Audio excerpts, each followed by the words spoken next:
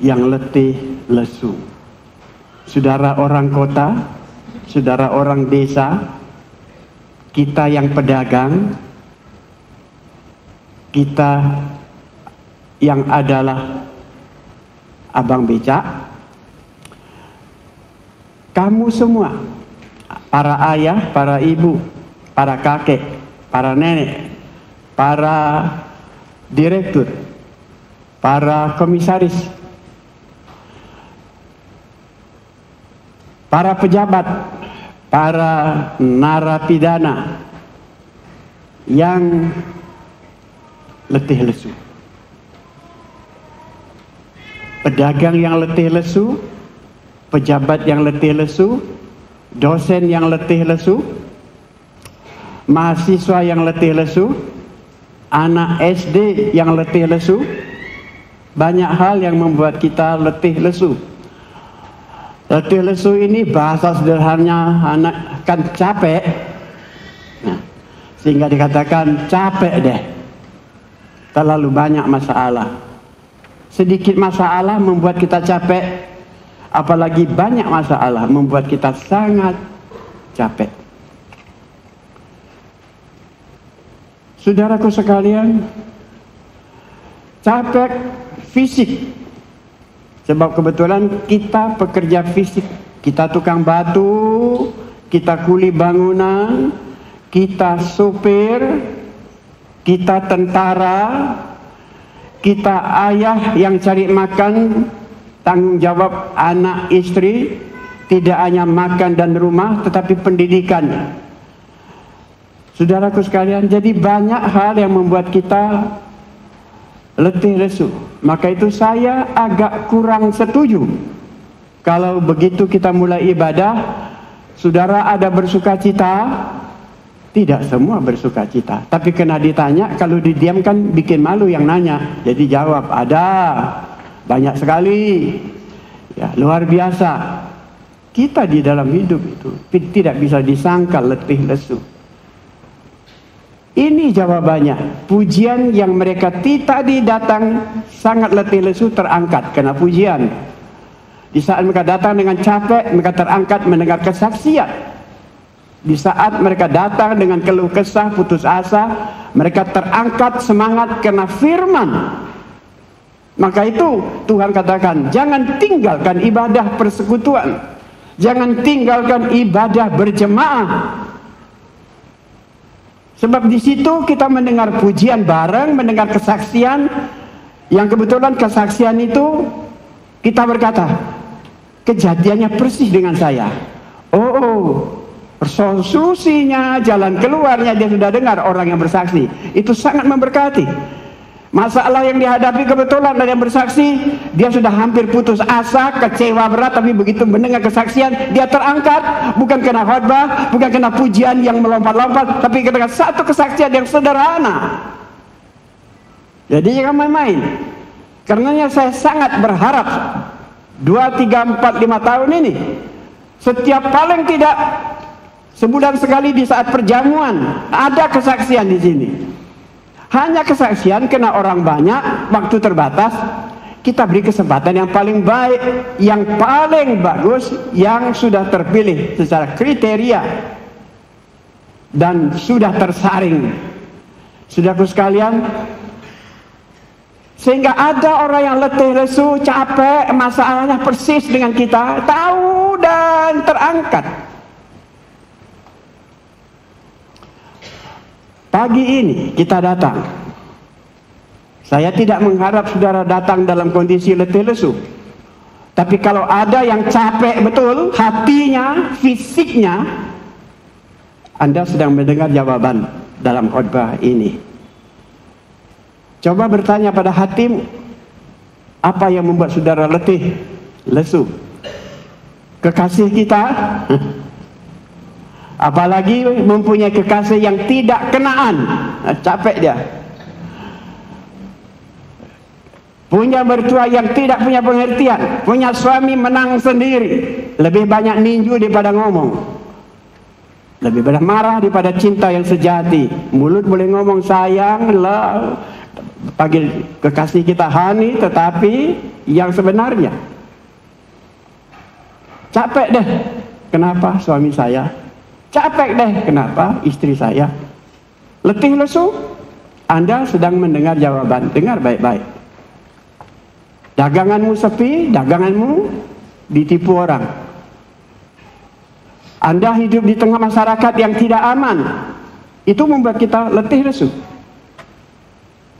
Karenanya saya mengajak dengar firman Tuhan baik-baik. Sudah saya katakan tadi banyak penyebab kita letih lesu. Coba mungkin ada bisa menyebut. Ini papi letih lesunya, kebetulan saya ditipu orang 2 juta kemarin. Capek saya. Untuk nabung 2 juta itu saya butuh 5 bulan. Bagi orang 2 juta 1 hari dapat. Tapi bagi orang tertentu perlu 2-3 bulan untuk ngumpul 1 juta. Loh, kamu tidak bergaji, itu pas untuk makan om. Gaji saya cukup bagus tapi pas untuk makan. Anak saya 6. Setiap akhir bulan pas-pasan. Kadang-kadang minjam dengan papa mama. Penyebabnya macam-macam membuat kita letih, lesu. Badannya lunglai, hatinya lunglai, pikirannya lunglai. Kenapa? Capek. Capek bekerja, capek berpikir. Anak kita membuat kita stres berat. Saudaraku sekalian, padahal Alkitab berjanji anak-anak itu akan tumbuh bagaikan pohon ara mengeliling meja kita. Maksud, apa itu pohon ara? Pohon ara bisa dimakan, akarnya menjadi obat. Itu pohon ara. Yang pernah ke Israel tahu pohon ara itu, dan tahu buahnya dan makan buah itu. Kita datang tidak musim buah ara, tetapi buah ara kering Anda pasti sudah mencicipinya. Contoh salah satu kasus ini, saya ambil satu-satu. Contoh satu kasus. Nabi Yunus yang tidak taat, terkadang itu. Bukan kena banyak utang, bukan kena istri rewel, bukan karena suami kejam, tapi karena tidak taat. Itu salah satu membuat kita capek. Tolong dibacakan Yunus 1 ayat 1 sampai 3. Kita tahu latar belakang riwayat ini. Siapa bisa mengutip ayat itu? Yunus 1 ayat 1 sampai 3, demikian firman Tuhan. Datanglah firman Tuhan kepada Yunus bin Amitai demikian. Ya, Yunus bin Amitai.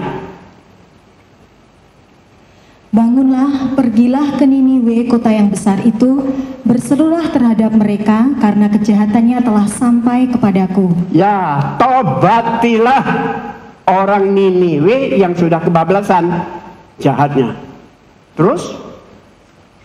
Tetapi Yunus bersiap untuk melarikan diri ke Tarsis. Ya, Niniwe itu di tengah tanah bumi. Ada gunung di sana, Ararat. Dia pergi bukan naik gunung ke darat, tapi dia pergi ke laut. Tarsis, kota besar. Itu kota berpendidikan, berbeda sekali dengan Niniwe. Tapi itu pilihannya. Allah milih lain, dia milih lain. Dia tidak taat. Teruskan. Jauh dari hadapan Tuhan, ia pergi ke Yafo dan mendapat di sana sebuah kapal yang akan berangkat ke Tarsis. Ia membayar biaya perjalanannya, lalu naik kapal itu untuk berlayar bersama-sama dengan mereka ke Tarsis jauh dari hadapan Tuhan. Saudaraku sekalian, dia kira bisa jauh dari hadapan Tuhan. Kita tidak mentaati firman, kita kira kita pendeta jauh, pendeta tidak lihat. Pendeta sih memang tidak jauh. Pendeta sih memang tidak lihat. Tapi Tuhan lihat dan Tuhan tidak jauh. Dia tidak bisa lari, dia kira dia jauh. Tuhan ada, sampai katakan oleh Zabur Mazmur. Sekalipun aku naik di awan sana, Engkau ada ya Tuhan. Aku lari ke laut sampai ke ujung bumi, ternyata Engkau juga ada Gusti. Dia bisa lari. Jangan lari dari firman Tuhan. Kita kerap lari dari firman Tuhan. Kita kerap lari dari ketaatan. Pikir sajalah. Seminggu ini berapa kali kita tidak taat. Yunus Akhirnya dibuang ke laut. Itulah solusinya untuk menyelamatkan banyak orang satu perahu gede. Di laut dia ditelan ikan. Itu. Tuhan izinkan dia hidup di perut ikan. Kalau saya sudah lama mungkin sudah. Satu hari kemudian sudah habis saya dicernai. Tapi Yunus 3 hari utuh di sana, bisa melek, bisa dengar,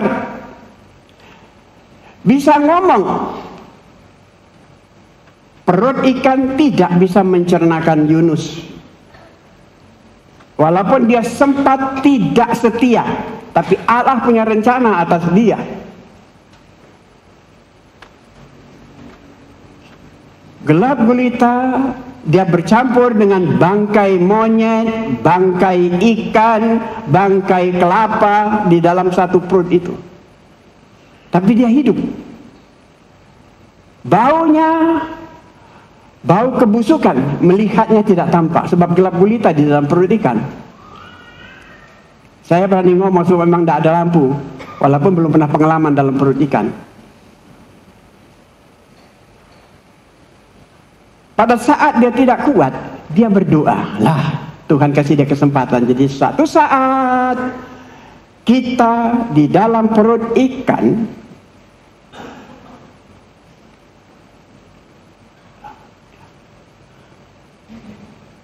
di dalam perut ikan itu, di dalam doanya Yunus, ini di tengah kesusahan. Dalam perut ikan itu sama dengan di dalam kesusahan. Kalau ada di antara kita yang tidak dengar-dengaran, susah, itu Anda sedang ada dalam perut ikan. Bau dan gelap. Kenapa? Tidak taat. Konsekuensi, tanggung jawab, dampak akibat tidak taat perut ikan. Jangan main-main. Jadi jangan sampai kita tidak taat. Anda tidak berurusan dengan pendeta. Anda tidak berurusan dengan suami. Anda tidak berurusan dengan istri. Anda berurusan dengan Tuhan. Tuhan bisa kirim perut ikan, masuk bau dan gelap. Tapi kalau bisa merasa bertobat, bagus sekali jika ada kesempatan. Tapi ada orang tambah jauh, tidak sadar-sadar di dalam perut ikan. Dia dipukul orang, anaknya diperkosa, hartanya dikuras 500-600 juta, tidak sadar-sadar. Sayang. Yunus berdoa dari perut ikan. Dia katakan bahwa dari tengah-tengah dunia orang mati aku berteriak. Perut ikan itu digambarkan dunia orang mati. Orang meninggalkan Tuhan itu berada di dunia orang mati. Tidak ada kehidupan, tidak ada harapan, hanya nunggu mati gitu saja. Tapi dia berdoa. Ayat yang ke-7 saya lompat. Ini bunyi doanya. Mengapa doanya begini? Ketika jiwaku letih, lesu di dalam aku, teringatlah aku pada Tuhan. Walaupun agak terlambat, tapi belum telat betul. Sampailah doaku kepadamu ke dalam bait-Mu yang kudus. Pada bait Allah kan jauh. Antara bait Allah dengan Yope itu jauh ratusan kilometer.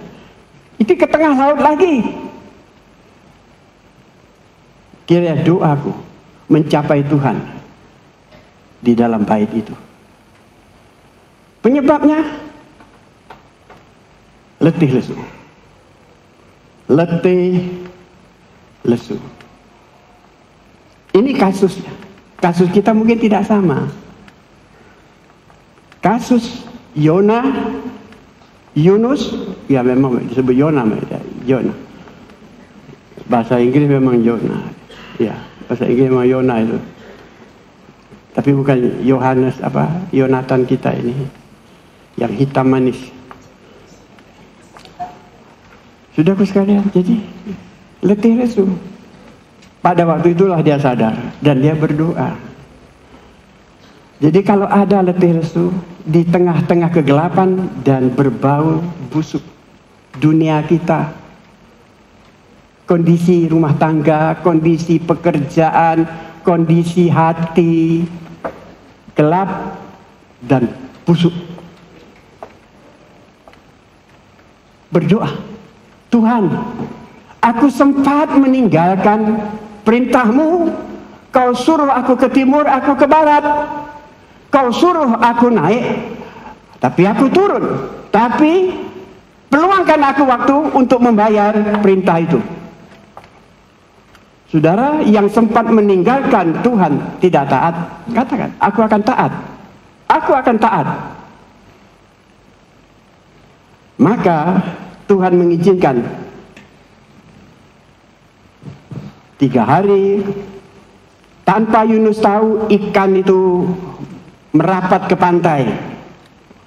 Tidak ada kapten, apalagi autopilot seperti pesawat. Autopilot itu pilot sendiri otomatis. Tapi Tuhan yang kendali, dia pinggir pantai, dia buka mulut. Yunus melihat sinar itu. Dia keluar. Selamat. Tidak tawar-menawar, Tuhan tidak nyuruh-nyuruh lagi, tapi dia langsung pergi ke Niniwe untuk beritakan pertobatan. Walaupun kemudian orang tidak percaya, tapi itu urusan orang dan Tuhan. Urusannya dia dengan Tuhan beres, urusannya dengan penduduk beres. Letih lesu. Tanyakan pada diri, apakah aku letih lesu ya? Atau mungkin ada temanku yang capek ya, capek tentang kesulitan.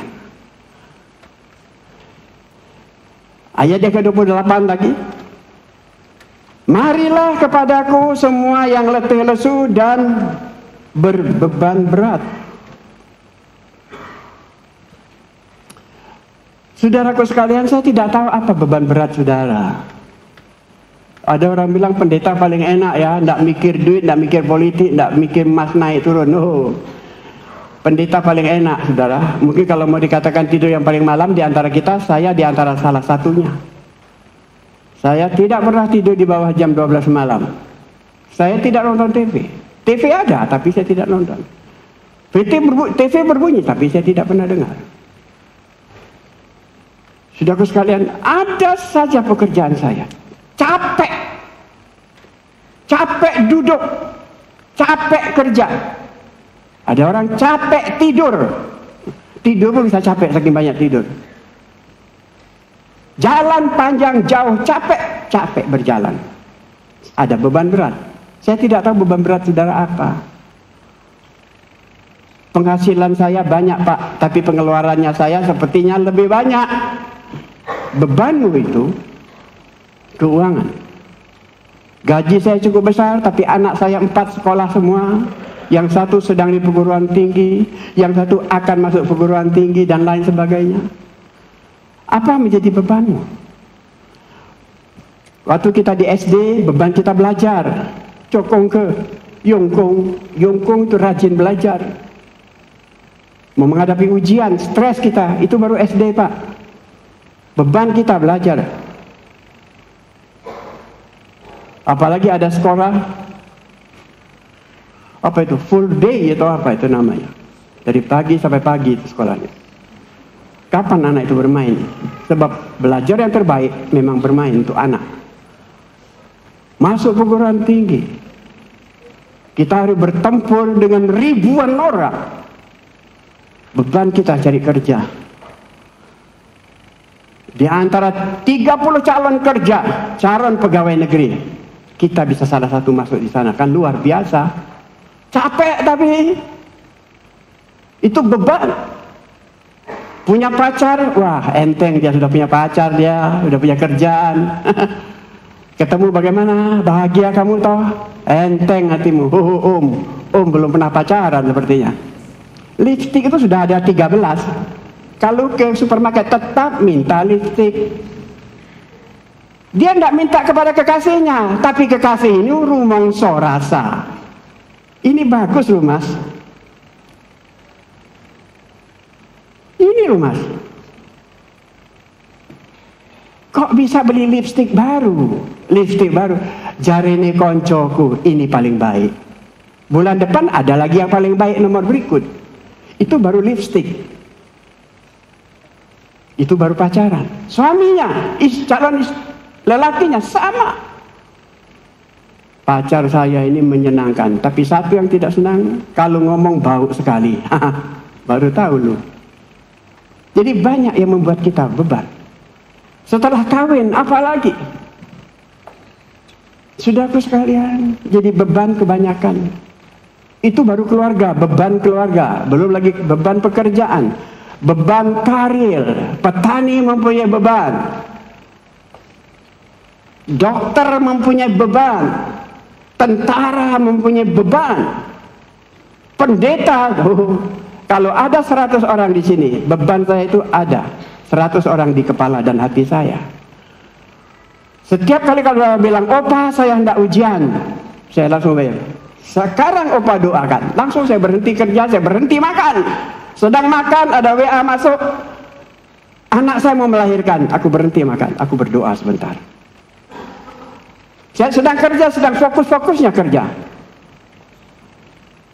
Tapi suami saya kecelakaan di Irian Jaya. Papi berdoa. Sekarang. Kemarin ada pendeta masuk rumah sakit Solo. Namanya Harsina. Wanita.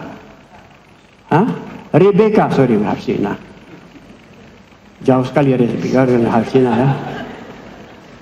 Sekarang saya doakan. Saya berhenti, saya berdoa. Saya gambarkan wanita ini.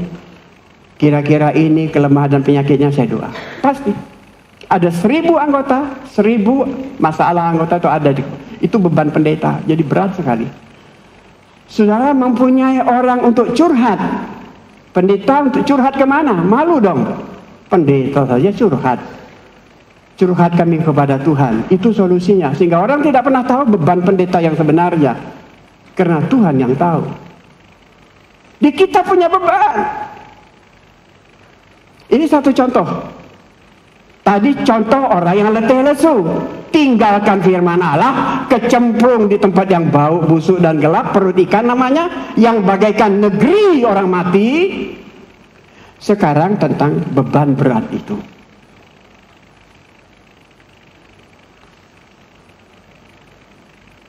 Ini beban berat. Kusta adalah beban berat Panglima Naaman.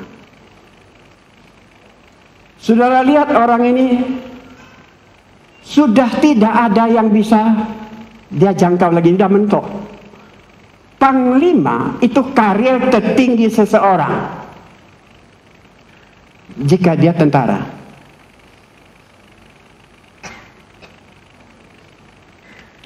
Saudaraku sekalian, jadi orang ini adalah orang yang pertama di dalam jajarannya.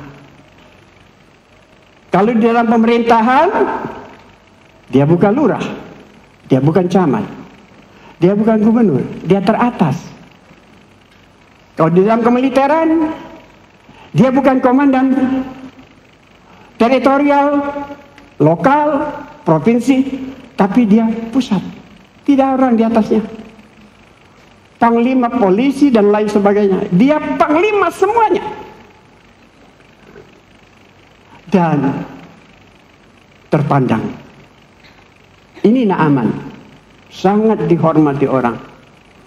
Kalau sekarang ini setiap kali dia lewat kita ajak selfie. Pak Presiden kita terlambat dalam upacara 4 jam karena ngeladani selfie. Dia mau keluar, Pak selfie. Orang ini kan jarang menolak dia. Sebab rasa Jawanya kental amat itu si Jokowi kita yang kita cintai. Selfie Pak, selfie. Selfie Pak, selfie. Selfie Pak, selfie. 4 jam terlambat di sana sampai yang step menunggu. Saya tidak omong kosong. Sudah baca koran. Orang top dia. Terpandang.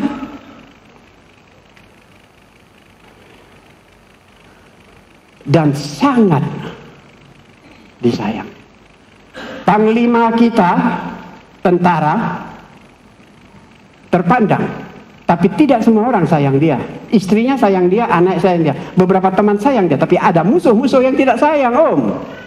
Polisi sama, presiden sama. Ada orang-orang ribuan mencintai presiden, tapi ada orang tidak kalah ribuan juga yang tidak senang. Tapi orang ini disayangi semua. Kalau saya, aku lebih senang betul kalau disayangi daripada aku ditakuti. Kamu loh, kalau dipanggil papi kok dredeg ngomong, kenapa takut? Saya mau tanya, siapa yang pernah dimarahi saya? Saya ngedai saudara sampai pukul meja dan ngancam-ngancam saudara. Tapi banyak dia takut. Saya tidak senang saya ditakuti. Wibawanya gede, enggak, aku tidak senang itu. Aku lebih senang kalau aku disayangi. Sangat disayangi oleh raja, sangat disayangi oleh penduduk. Sebab penduduk merasa aman oleh orang ini. Tuhan telah memberikan kemenangan kepadanya, kepada orang Aram. Ini panglima Aram ini. Dan dia, bahasa Inggris sebut mighty man, orang kuat. Budaya kita Indonesia, pahlawan itu biasanya orang yang sudah mati, kan gitu lah. Maka diangkat pahlawan. Sudah mati 100 tahun yang lalu, musyawarah, dia diangkat pahlawan. Sudah mati 200 tahun yang lalu, dia pahlawan. Pahlawan kemerdekaan, pahlawan perjuangan, pahlawan revolusi, kan macam-macam pahlawan. Dan pahlawan pembangunan. Tapi biasanya orang sudah mati, tapi ini masih hidup. Maka itu saya lebih senang menyebut dia bukan pahlawan, dia ksatria, dia hero. Dia masih hidup, dia bisa masih pimpin perang, dia masih menang. Nanti kalau dia sudah mati, pahlawan dia. Orang ini masih hidup. Tapi sayang, orang yang masih hidup, yang masih disebut pahlawan, yang sudah disebut pahlawan, sayang dikatakan. Dia sakit kusta, itu saja. Kepanglimaannya seperti menjadi gugur, terpandangnya seperti menjadi gugur, tidak ada gunanya. Disayangi dia tidak ada artinya. Bahkan dia sebagai seorang satria, hero, tidak dapat mengurang rasa sedih. Kusta. Zaman itu kusta tidak bisa disembuhkan. Zaman sekarang kusta bisa disembuhkan, tapi tidak bisa membalikkan. Orang yang kusta berat, tangannya merotoli, tidak bisa dibalikkan. Bisa sembuh. Stadium sekian kusta bisa sembuh. Sekarang 100 tahun ini, hidung yang sudah lepas berat bisa berhenti, tapi tidak bisa tumbuh ini itu. Tapi zaman Naaman sembuh tidak bisa. Zaman Yesus kusta tidak bisa sembuh kecuali mujizat. Hanya mujizat, artinya melibatkan Tuhan di dalam kasus, baru bisa sembuh. Karenanya kalau orang sakit kusta sembuh, itu gegeri dunia. Naaman sakit kusta, percuma jadi panglima, percuma jadi orang yang disayangi semua bangsa. Saudaraku sekalian, satu kali dia pergi. Ceritanya begini, coba. Dua raja-raja,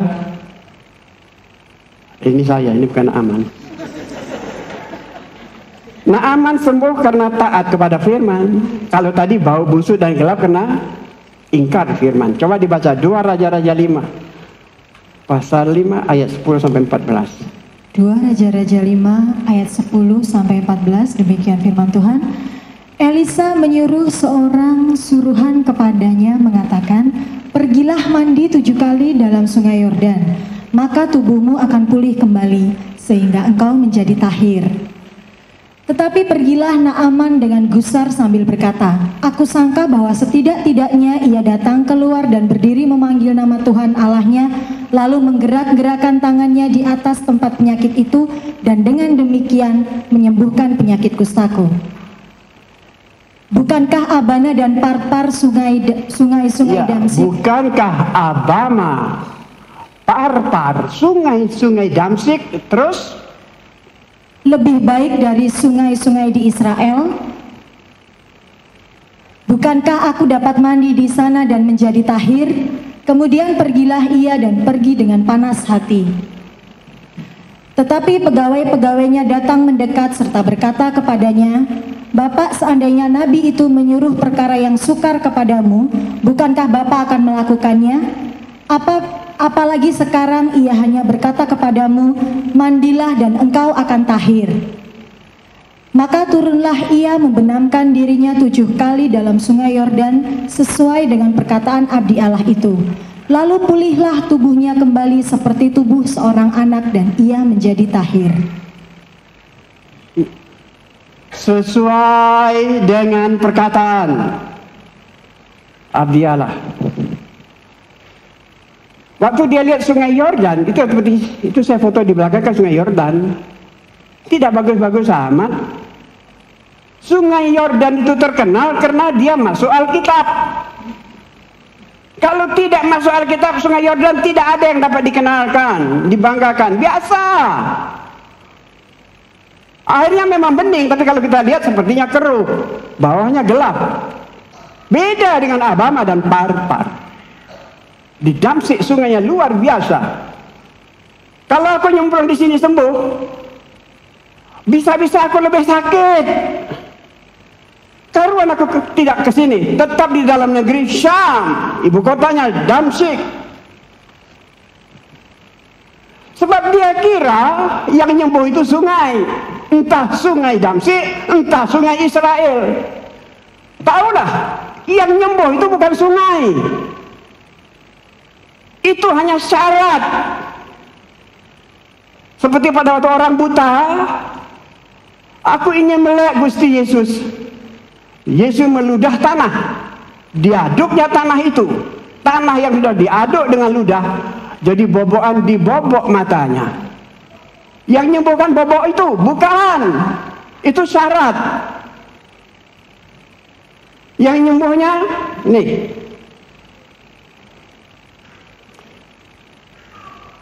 katanya Nabi. Yang menyembuhkan katanya Yesus. Taat ono. Matamu sudah dibobok, wahai orang buta, pergilah ke Siloam. Basuhkanlah matamu, kue melek. Apa air itu yang basuh? Orang lain buta tidak bisa melek.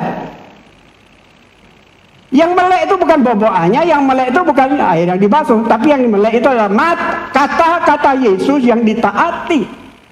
Ketaatan yang memelekkannya. Ketaatan firman Tuhan. Orang sakit taat omongan dokter sembuh. Orang dagang habis berangkut, mertua datang, dengarkan kata-kata orang mertua, manajemenkan ulang, sehat, bersenusnya.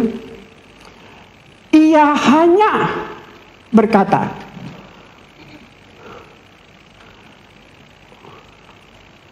oh bukan ayat ini ya, tadi ayat yang mana itu yang terakhir? Ya ini tidak usah ditayang sebab ini sudah, ini dia. Sesuai dengan ini lah. Sesuai dengan perkataan. Perkataannya Nabi yang diilhamkan. Perkataan Nabi yang digerakkan Tuhan. Itu yang menyembuhkan. Taat kepada firman. Kembali lagi firman. Jangan tinggalkan firman, kita kecemplung di perut ikan. Kalau kita tidak taat iman, pulang datang sakit, pulang sakit Pak. Kalau tidak taat kembali kepada firman, datang susah, pulang bisa lebih susah. Tapi kalau kita taat firman, pulang susah, datang susah, pulang menjadi senang. Jadi taat karenanya. Mengapa? Di sini tanya.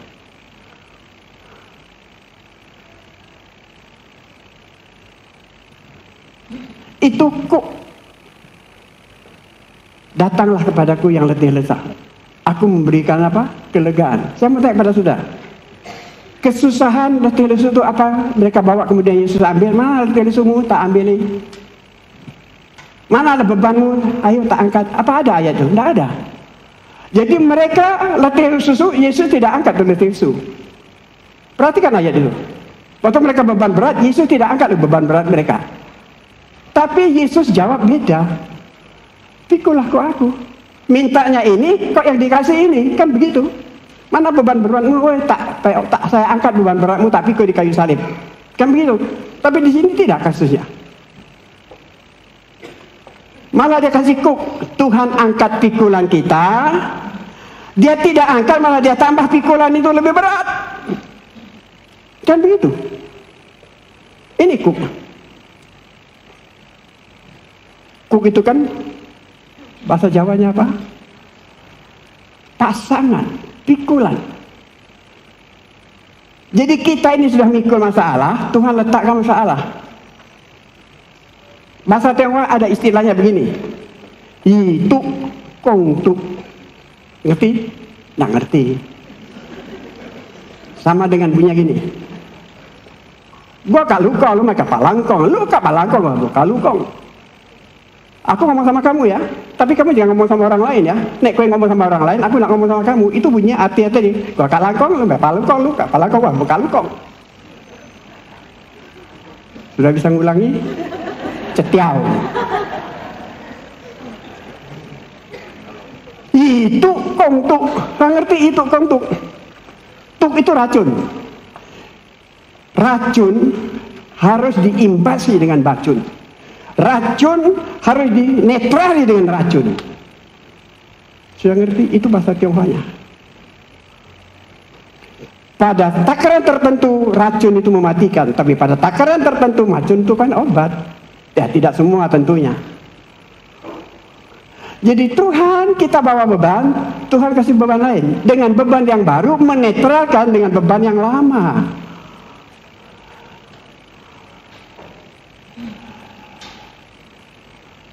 Waktu orang sakit gigi, ya diopen, kalau tidak bisa dicabut saja. Kapan nyabut? Waktu gigi tidak sakit kan begitu. Pas gigi tidak sakit, Papa bilang, "Kowe sekarang cabut dong gigi." Dicabut, iya. Oh, Om, saya sakit saja. Jangankan nyenggol, aku minum air aja nyakiti gigiku. Kok nyabut? Matilah aku. Lah itu caranya. Beban lagi. Saudaraku sekalian, tapi bebannya beda. Kalau tadi beban akibat tidak taat. Kalau tadi beban itu karena kusta. Kalau tadi beban kena ketagihan. Kalau tadi beban kena hutang. Kalau tadi beban kena kekasihnya rewel. Kalau tadi beban suaminya main pukul saja, itu beban-beban. Ditambah uang kita dibodohi orang 30 juta, 300 juta, itu beban Om. Tapi Tuhan bilang, oke, aku kasih kamu beban yang lain. Tapi kok ini bukan kena hutang, kok ini bukan ditipu orang, kok ini bukan kena dosa, tapi kok ini adalah yang itu kok dari Tuhan, bukan dari setan. Kok bukan dari dosa. Kok pikulan itu bukan kena kejahatan, tapi kok yang dari Tuhan. Sudah tahu pekerjaan kok ini? Kok ini terutama tugasnya pengendalikan. Di sini ada rantai. Sini satu rantai, sana satu rantai, ada tali kiri kanan. Jadi supirnya, apa itu namanya? Drivernya ini loh. Kalau dia tarik tali itu, sapi ke kanan. Kalau tarik yang ke kiri, maka sapi itu akan ke kiri. Apa? Kusir. Betul. Cepet cing. Kusir. Kalau kusir tarik kanan, Itu kendali, kendali. Orang Kristen, kendali kita kan hanya firman Tuhan. Kendali kita. Itu firman, sebab itulah yang kita lari. Saudaraku sekalian, belajarlah kepadaku karena aku lemah lembut, senang jiwamu mendapat ketenangan. Sebab yang kupasang enak. Jangan ngerti itu firman. Di dalam firman paling tidak ada 5 aplikasi. Dalam firman, yang pertama, aplikasi yang pertama itu larangan. Itu larangan. Jangan ini, jangan itu. Repot ya. Tuhan bilang jangan minum. Wah, kok Tuhan melarang kamu minum? Biar supaya kamu sehat. Duitmu tidak habis sia-sia. Kalau tidak dilarang, kau mati. Mati mudah karena minum. Sorry ya, saya baru baca kemarin. Sorry. Anak-anak miskin jalanan, kepingin mabuk tapi tidak punya duit. Sorry. Di antaranya softtek yang dibuang ke tempat sampah, diambil dan direbus. Softtek yang terpakai. Lo bisa baca, kan? Saya kan hanya ngulangi. Air softtek yang sudah terpakai, minum. Teler ya. Jangan nyoba, haram betul itu. Luar biasa bukan? Anak-anak itu. Antara 13 sampai 16 tahun. Maunya bisa gede, ngerti ada. Itu firman yang mempunyai 5 aplikasi saya katakan. 1, itu larangan. Jelas-jelas jangan mencuri, kita mencuri. Kena kita. Jelas-jelas jangan tinggalkan ibadah bersama, kita tinggalkan. Itu kena sudah. Kalau ini belum kena, akan kena. Tiap kali persekutuan berjemaah itu ada ayat ya.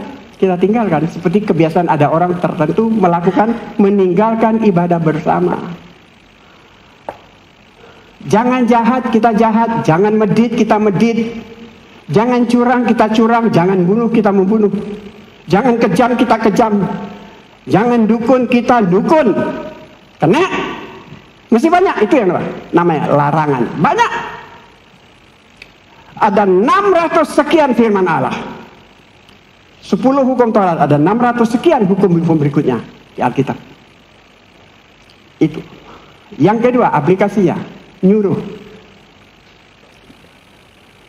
Tuhan nyuruh jangan tinggalkan ibadah. Ibadah. Tuhan nyuruh kita ibadah, kita tidak ibadah. Itu kita melanggar hukum.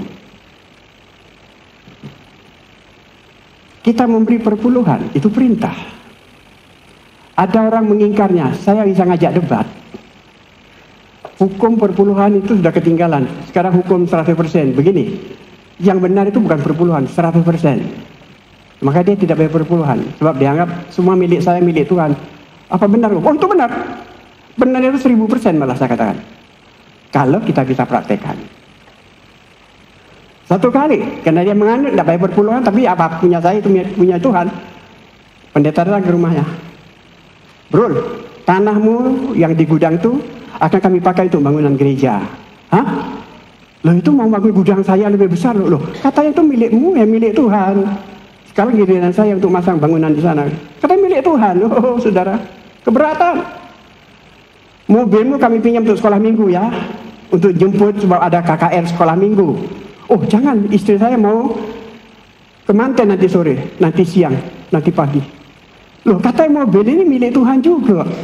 Kita katakan begitu mudah bukan? Milik Tuhan, milik kita. Milik kita milik. Maka Tuhan kasih perpuluhan. Paling tidak standarnya itu di paling bawah. Perpuluhan. Kalau mau tanya sama saya silakan. Satu kali saya pernah khotbah tentang perpuluhan. Hanya perpuluhan, orang sering khotbah perpuluhan itu ancaman. Kalau kamu tidak bayar perpuluhan, kamu dikutuk. Aku tidak pernah khotbah seperti itu. Kalau kamu bayar perpuluhan, kamu membuka tingkap langit. Jadi beda sekali. Aku tidak bayar perpuluhan, aku takut dikutuk. Itu salah. Walaupun itu ada janji, ada katanya.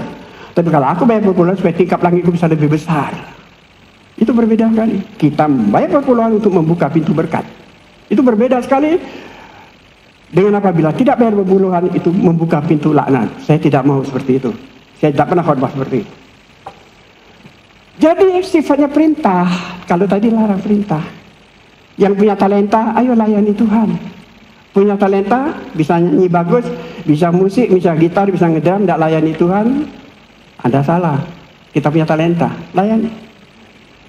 Kita punya waktu untuk besuk, layani. Sudah, ini perintah.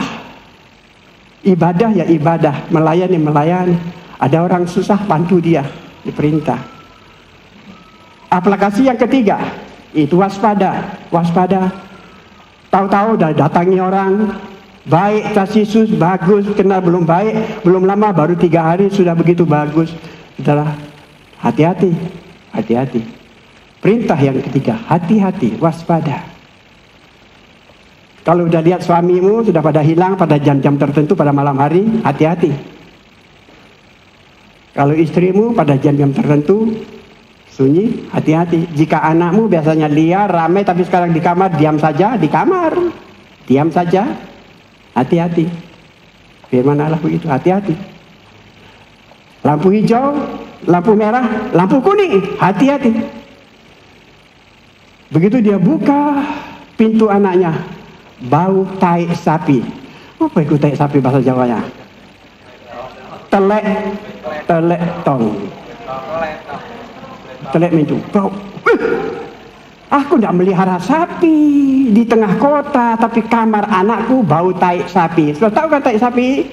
Itu tai sapi kalau sudah kering, mereka bawa ke dalam kamar, mereka bakar, kemudian mereka bawa sedotan minuman, dia sedot.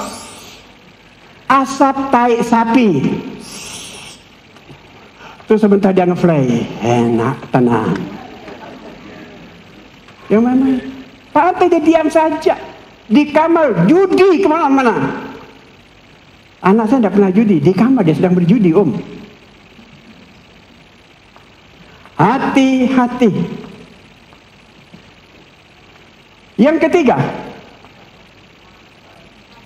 aplikasinya janji Tuhan. Ada yang sakit, berdoa, iman sembuh. Yang kurang rezeki, mohon Tuhan berkati. Tuhan janji aku menyertaimu. Aku tidak pernah meninggalkanmu.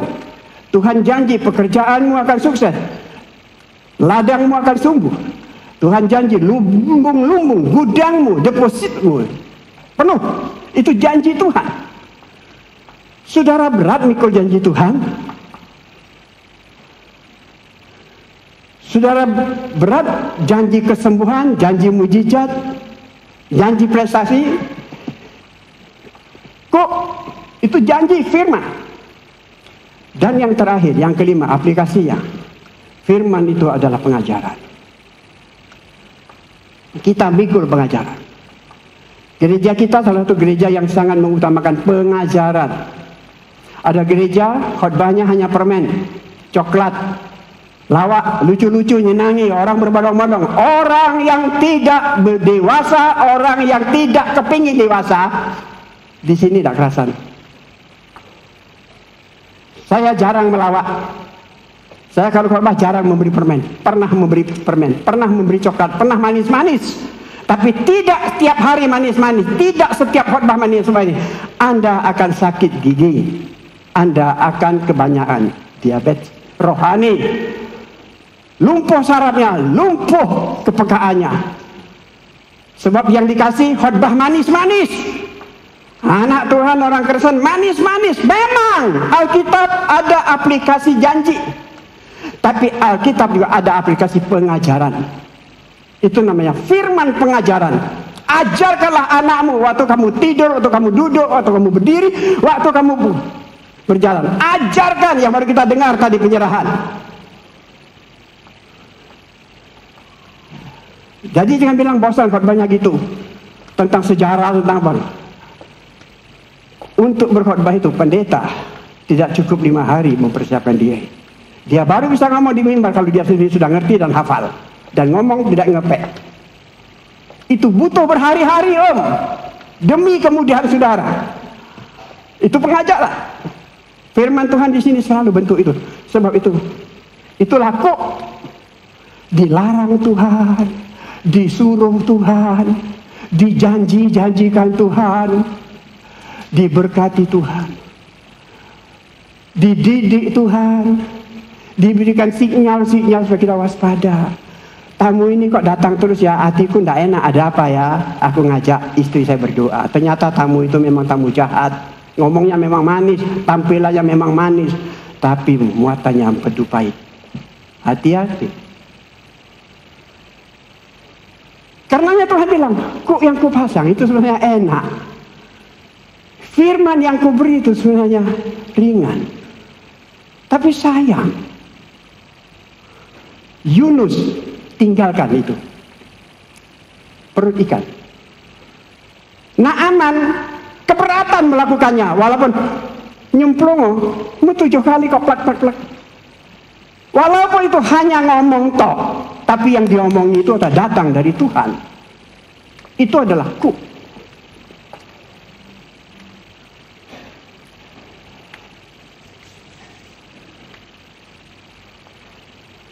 Firman Tuhan adalah jawaban. Karena kita harus kembali kepada kuk Tuhan. Ini ayatnya, ini penutupnya. Kuk itu firman, larangan, perintah, waspada, berkat, dan pengajaran. Ayat 1, coba dibacakan, siapa yang bisa membaca ayat ketiga ayat ini? Mazmur 1 ayat 1 sampai ketiga, demikian firman Tuhan. Berbahagialah orang yang tidak berjalan menurut nasihat orang fasik, yang tidak berdiri di jalan orang berdosa, dan yang tidak duduk dalam kumpulan pencemooh. Tetapi yang kesukaannya ialah Taurat Tuhan, dan yang merenungkan Taurat itu siang dan malam. Ia seperti pohon yang ditanam di tepi aliran air, yang menghasilkan buahnya pada musimnya, dan yang tidak layu daunnya, apa saja yang diperbuatnya berhasil. Ya, berbahagia orang yang tidak ikut-ikut dunia itu. Orang yang tidak beriman, konconya lebih banyak dengan orang yang tidak beriman daripada orang yang beriman. Lebih lengket, kuat, lekat pada mereka daripada kita-kita. Teman orang kaya, teman orang sukses, teman orang gede. Berbahagia kalau kamu tidak ikut mereka. Tetapi kesukaannya ialah Taurat.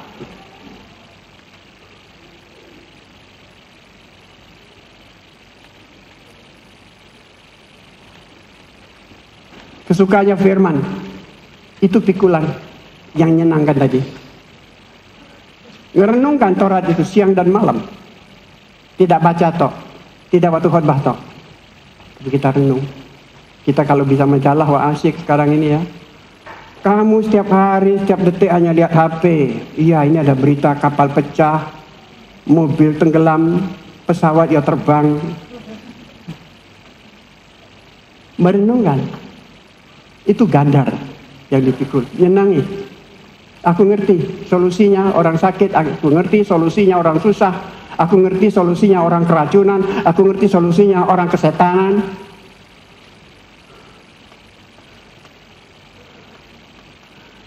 Mereka akan seperti pohon pinggir sungai. Buahnya tidak pernah berhenti keluar.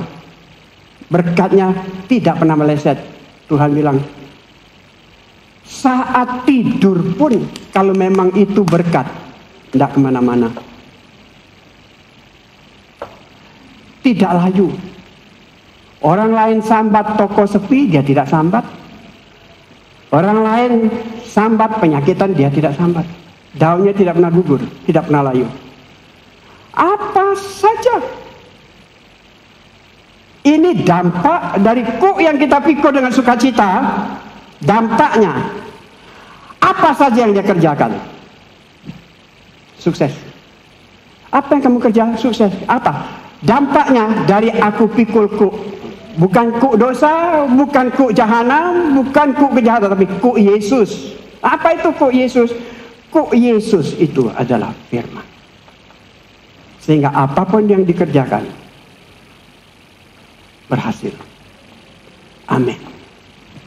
Saudaraku, kita langsung masuk pada firman Tuhan. Kesukaannya ialah firman Tuhan. Apa saja yang diperbuatnya sukses.